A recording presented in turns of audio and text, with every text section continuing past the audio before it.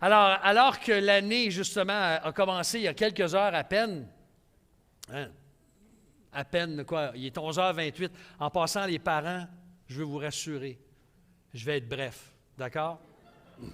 Je sais que les enfants sont avec nous ce matin, mais jusqu'à ce point-ci, là, on doit les féliciter parce qu'ils sont tranquilles. Mais le grand défi, là, c'est dans les 15-20 prochaines minutes, là. C'est là, ça va les garder tranquilles. Alors, on va tenter de vous aider pour ça. Alors, il y a, alors que l'année vient juste de commencer, là, et que, bon, comme Claude François nous disait hier soir sur Zoom, Dieu, lui, il n'y a pas un calendrier au ciel qui change de date, là. Hein? Au janvier 2023, Dieu est en dehors du temps. C'est nous qui vivons dans le temps. Il est bon de se rappeler certaines situations et certaines réalités dans nos vies, dans nos relations de toutes sortes. Quand on commence une année ou qu'on finit une année, c'est une bonne occasion de réfléchir. Je ne vous parlerai pas de résolution ce matin. Je vais garder ça pour la semaine prochaine. Mais je vais vous parler de remplacer les résolutions par autre chose. On verra ça la semaine prochaine, dimanche matin prochain. Quand on parle des relations, quand on pense à des moments charnières comme le 1er janvier dans l'année, on doit accepter, malheureusement, une triste réalité. Il y a des réalités qu'on vit qui peuvent être difficiles. Alors, avec votre permission ce matin, je vais d'abord vous décourager. D'accord? Puis ensuite, je vais vous encourager. Alors, je vous avertis tout de suite, je vais vous décourager pour le premier point de ce que je veux vous partager. Hein, c'est un énoncé bien connu qui résume une de ces réalités, c'est « loin des yeux, loin du cœur ». Alors, ce matin, je vais peut-être vous rappeler certains, ou faire monter à la surface certains sentiments que vous aviez peut-être laissés de côté. Bon, c'est un énoncé qui peut paraître dur, même blessant. Maintenant, mon intention, je veux offenser personne ici, mais il n'en demeure pas moins qu'avec le temps, on doit accepter le fait qu'on peut devenir nous-mêmes ce qu'on pourrait qualifier d'oubliable. Ça, c'est décourageant, hein? On peut devenir oubliable. Avec les jours, les mois, les années qui passent, nos relations se modifient. Et sans le vouloir, sans nous en rendre compte, loin des yeux et loin du cœur, ça devient une réalité dans nos vies. Une triste réalité. On ne sait pas toujours comment, pourquoi, mais on a déjà expérimenté cette déception-là. Ce matin, vous pensez à quelqu'un avec qui vous avez été proche dans le passé. Et là, le temps a passé. Et les contacts sont beaucoup moins nombreux. Hein, vos liens ont changé. Des choses qui semblaient si authentiques, si intimes, si profondes, sont devenues en fait des liens qui sont maintenant distants, superficiels, méconnaissables, et dans certains cas même presque comme s'ils n'avaient jamais existé. Je suis sûr qu'il y a des gens qui viennent à votre esprit, dans votre cœur. Je suis convaincu que vous avez un nom ou un visage à l'esprit pendant que je vous partage cette réalité-là. Et pour diverses raisons, certains parmi nous, on a peut-être, on a été appelés à être mutés dans une autre région. On a changé d'emploi. Les études nous ont amenés ailleurs. L'amour nous a conduits ailleurs. Ça peut être ça. Ou peut-être même la recherche d'un conjoint nous a conduits ailleurs. On a dû changer de département ou de ministère, d'emploi. On a découvert on s'est cherché une autre église. Il n'est pas très long qu'avec le temps, vous vous êtes rendu compte que tes amis, ton ou tes amis, ne retournent plus le message que tu as laissé. Soit par texto, soit par courriel, soit même au répondeur de leur téléphone fixe, ça existe encore, hein, en passant. J'en ai un, on en a un, ou même leur cellulaire. Vos courriels semblent être ignorés, disparus dans l'espace virtuel. Vous êtes maintenant classé ou devenu classé officiellement comme quelqu'un loin des yeux, loin du cœur. Encourageant ça, hein? Très encourageant.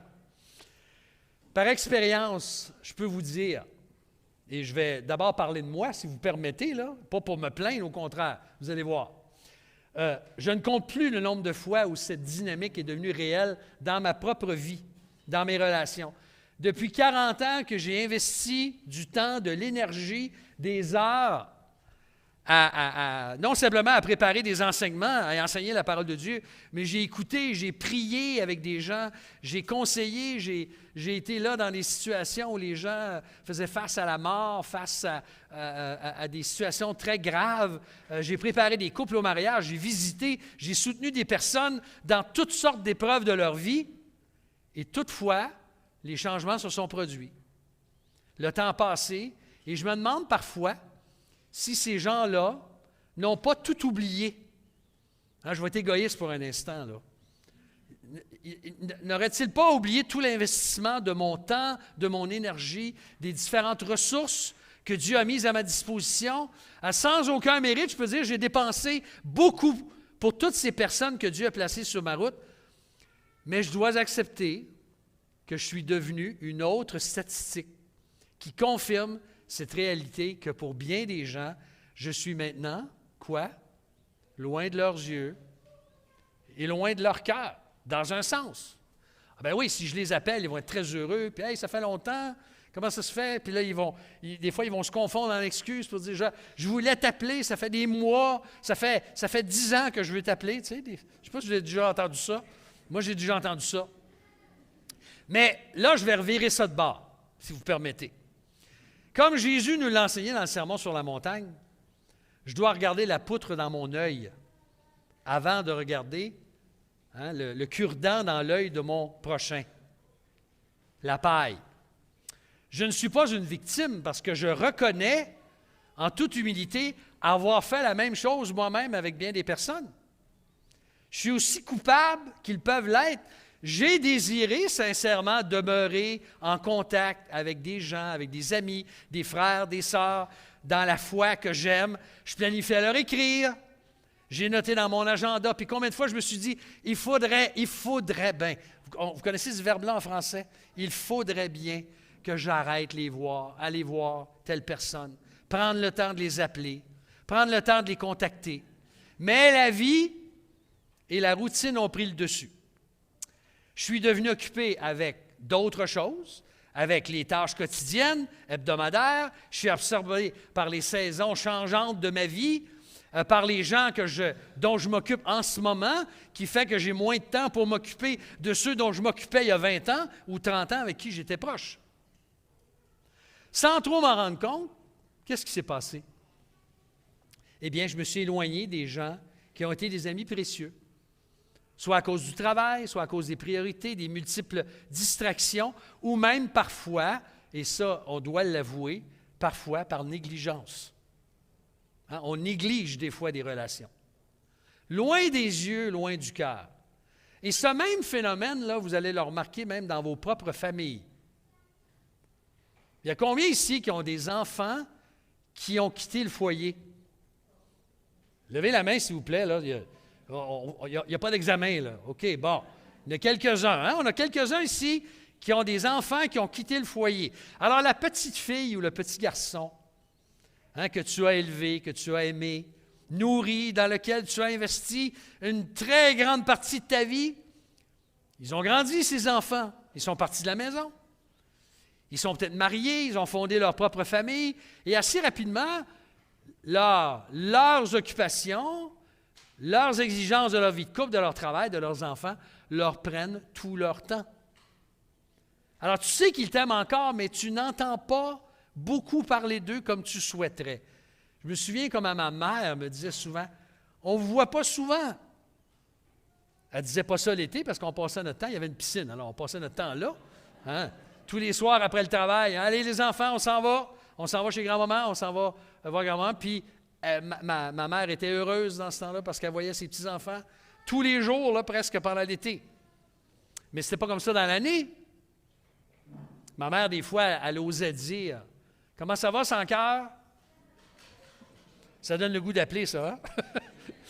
Mais ma mère, c'est normal, elle voulait qu'on ait un contact, elle voulait voir ses petits-enfants, elle voulait qu'on lui parle, qu'on ait du...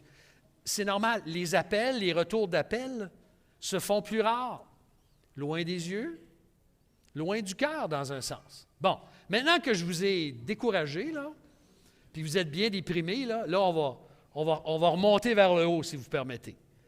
Parce que la deuxième vérité dont je voulais vous parler ce matin, c'est que je ne suis jamais, moi, loin du regard de Dieu d'abord. Je ne suis jamais loin des yeux de Dieu. Et ça, c'est une vérité très importante pour commencer l'année, qui débute aujourd'hui, là, puis qui est devant nous. On a 365 jours, 364 et demi qui nous restent. C'est pas non, 2023, ça ne peut pas être une année bissextile, donc c'est bien 365 jours cette année. Juste en passant, notre frère Claude François nous partageait hier soir que dans la parole de Dieu, je ne me rappelais pas de cette vérité-là, qu'il y a 365 mentions où Dieu... Non, 366. Où est-ce qu'il est, Claude? C'est bien ça, Claude? 366 mentions de ne pas craindre, soit de ne pas avoir peur, de ne pas craindre, de ne pas être effrayé. Et il dit même, il y en a une pour les années bissextiles. 366 jours. Alors, et on était encouragés justement à ne pas craindre la nouvelle année avec ce qu'elle nous réserve. Il y a une vérité qui est devant nous ce matin, qui est très importante pour l'année, c'est que bien que Dieu soit esprit, on s'entend, Dieu n'a pas des yeux comme nous. Il n'y a pas un cœur comme nous, là, avec un artère qui peut bloquer. Non, ça n'existe pas, ça. Dieu n'a pas un corps comme nous, mais on doit quand même reconnaître, selon l'Écriture, que nous ne sommes jamais loin du regard de Dieu. Dieu est esprit, la Bible nous dit. Et à de nombreux endroits, il est mentionné que tous les êtres humains sont sous son regard.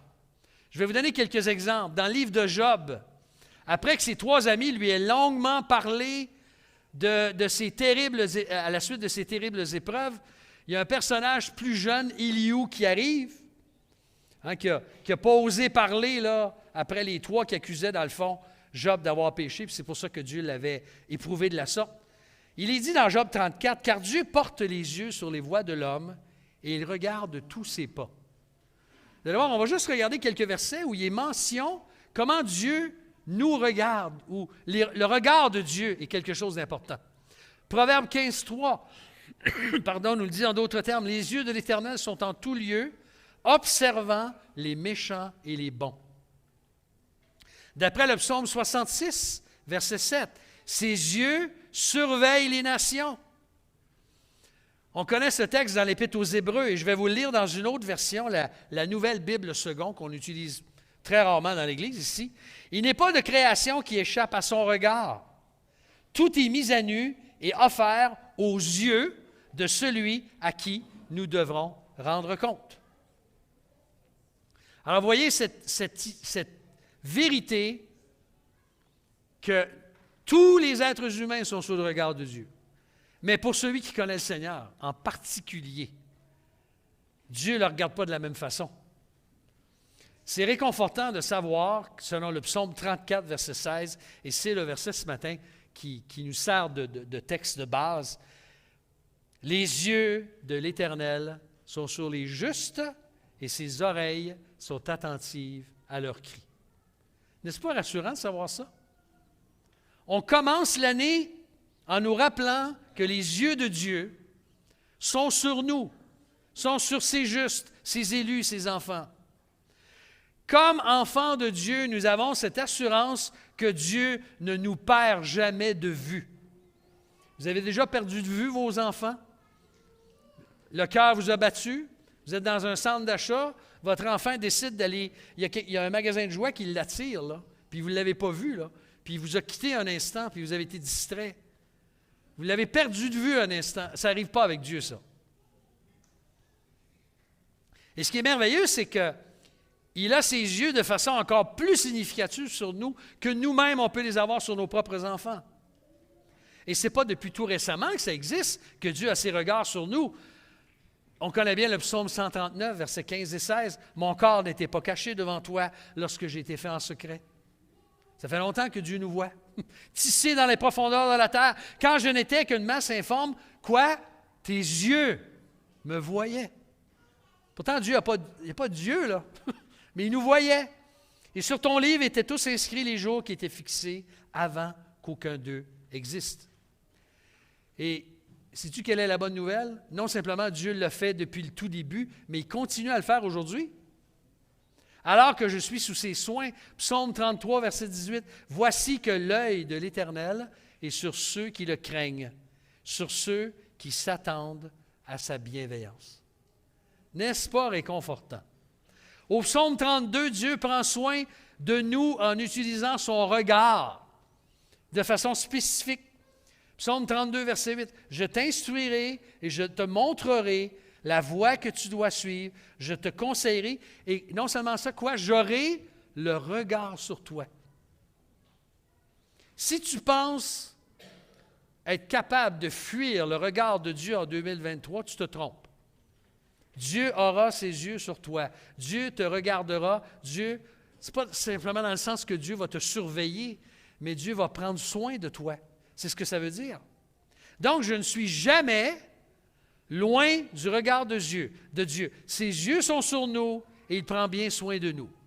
Mais une troisième et dernière vérité à laquelle je veux attirer votre attention, c'est que non simplement, c'est rassurant de savoir que je ne suis jamais loin du regard de mon Dieu, mais je suis aussi près de son cœur.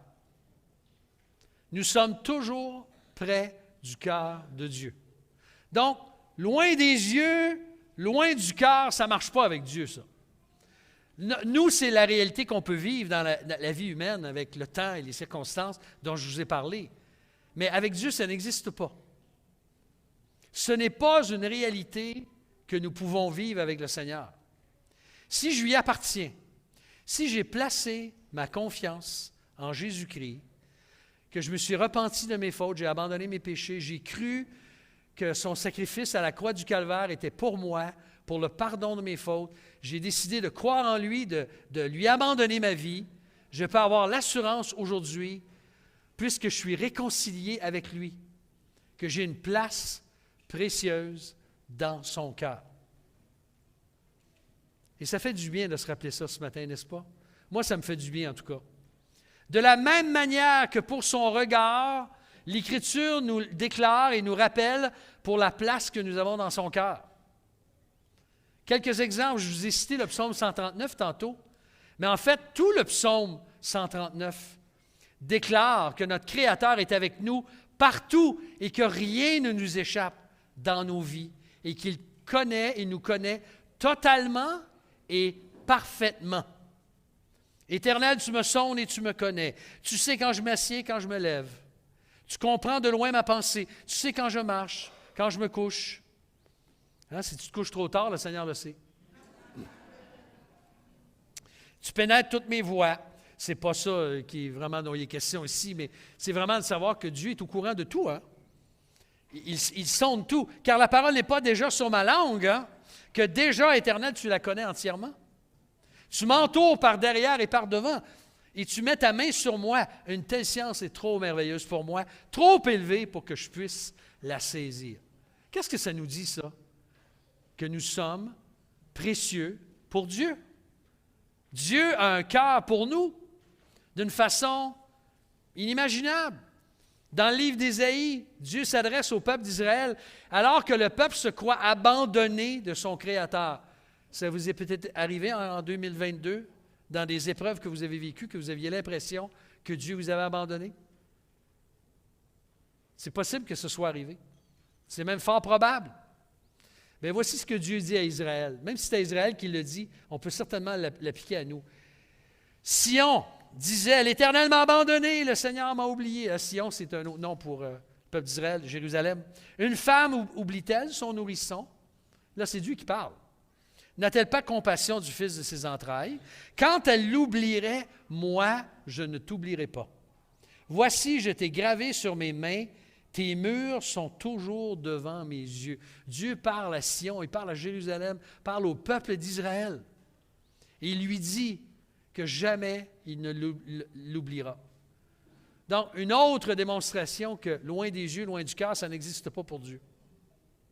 Dans toutes les Écritures, nous trouvons un Dieu dont le cœur est tourné vers nous.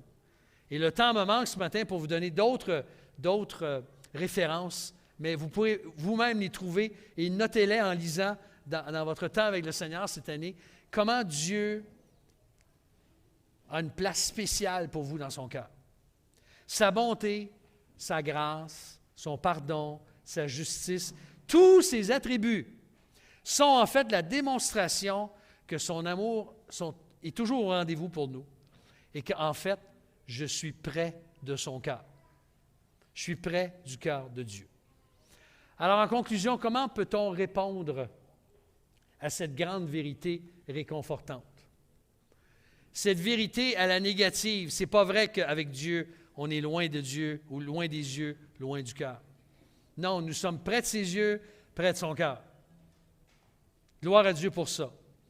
Bien, comment est-ce que je peux répondre? Bien, à mon tour de m'assurer que pendant toute l'année 2023, Dieu demeure près de mes yeux et près de mon cœur, n'est-ce pas? Si moi, je me colle au Seigneur pendant toute l'année, si je cherche sa face, si je prie, si je médite sa parole, si je prends du temps avec les frères et les sœurs lorsqu'on a des occasions de se rencontrer, de prier ensemble, de chanter ensemble, de partager ensemble, de louer Dieu ensemble, de s'édifier les uns les autres par des cantiques, par toutes sortes de moyens que Dieu nous donne, moi, j'ai un contrôle là-dessus. Je peux faire en sorte que Dieu, cette année, tout au long de l'année, demeure près de mes yeux et près de mon cœur. Puisqu'il promet pour nos besoins de jamais nous abandonner. On connaît ce texte dans Hébreux 13, « Je ne te délaisserai point, ni ne t'abandonnerai. » Dieu ne nous délaissera pas cette année. Dieu voudrait, toutefois, me voir le chercher. Chérir sa présence. Partager sa présence avec moi dans la prière et la méditation. Vous savez, les écrans, c'est très utile, mais ça peut être un obstacle majeur dans notre vie, à un temps avec Dieu régulier, à du temps dans la parole. C'est drôle, des fois, on dit, je n'ai pas le temps de lire la Bible. Mais pourtant, j'ai le temps pour bien des choses. J'ai appris dans ma vie, comme vous le savez tous, qu'on a du temps pour ce qu'on aime. Si j'aime Dieu, je vais trouver le temps. Si j'aime d'autres choses, je vais trouver beaucoup de temps pour ces autres choses-là. C'est une question de cœur, de passion, en fait, d'affection. Donc, partager du temps dans la parole de Dieu, dans sa merveilleuse parole. David était rassuré de la présence de Dieu qui le remplissait de joie lorsqu'il dit dans le psaume 16, verset 11, « Tu me feras connaître le sentier de la vie. Il y a abondance de joie devant ta face, des délices éternelles à ta droite. » Est-ce qu'on le croit, ça? Je garantis, si on vit ça, jamais on expérimentera loin des yeux et loin du cœur de Dieu. On va goûter plutôt au contraire, à la bénédiction d'être près de Dieu et près de son cœur. Frères et sœurs, des gens peuvent nous oublier et ne plus chérir notre présence comme autrefois. Peut-être que nous avons oublié certaines personnes. Ça, c'est fort possible aussi. Mais nous sommes assurés tout au long de cette année de grâce que Dieu nous prête, que Dieu prendra soin de nous, il va nourrir nos cœurs, il va pourvoir à nos besoins, il va pardonner nos fautes. Il continuera son œuvre de transformation graduelle, parfois même presque pas visible, dans notre vie. Et il nous pressera de goûter à son amour éternel, près de nos yeux, près de notre cœur. Il nous verra, son cœur aura une plus grande place pour nous, et pour lui, ce sera toujours près des yeux, près du cœur. Et alors, c'est la leçon que je voulais qu'on puisse retenir ce matin pour commencer l'année. Donc, ouvrons-lui notre cœur. Faisons-lui confiance. Parce que même si les gens viennent dans nos vies et s'éloignent par la suite, Dieu, lui, ne fonctionne pas comme ça. Dieu nous gardera, comme il disait ailleurs dans la parole, comme la prunelle de ses yeux. La prunelle de ses yeux. Donc, décharge-toi sur lui de tout fardeau, de toute souffrance, de toute difficulté.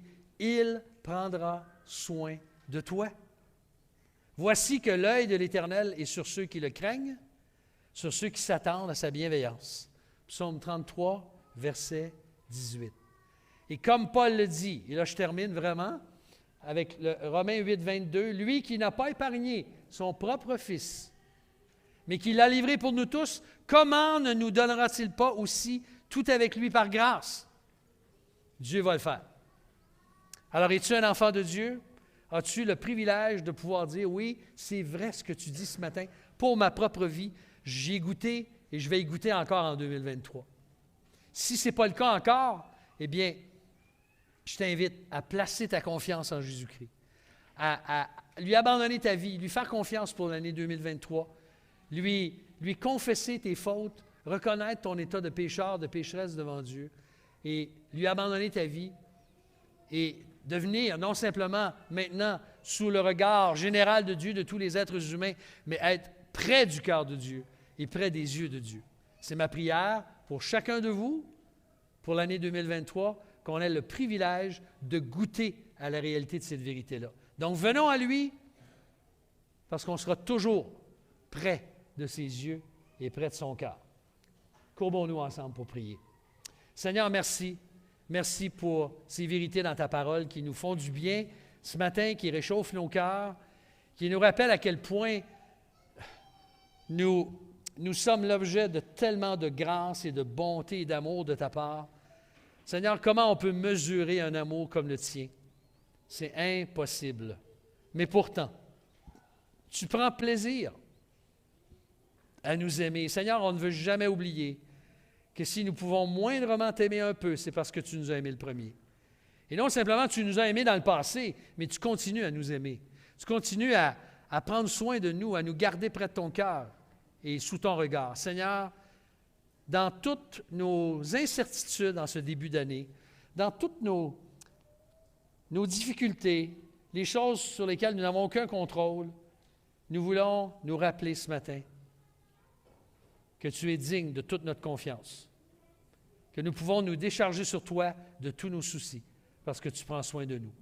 Merci Seigneur pour ton regard, pour ton cœur divin qui nous aime et qui prend soin de nous.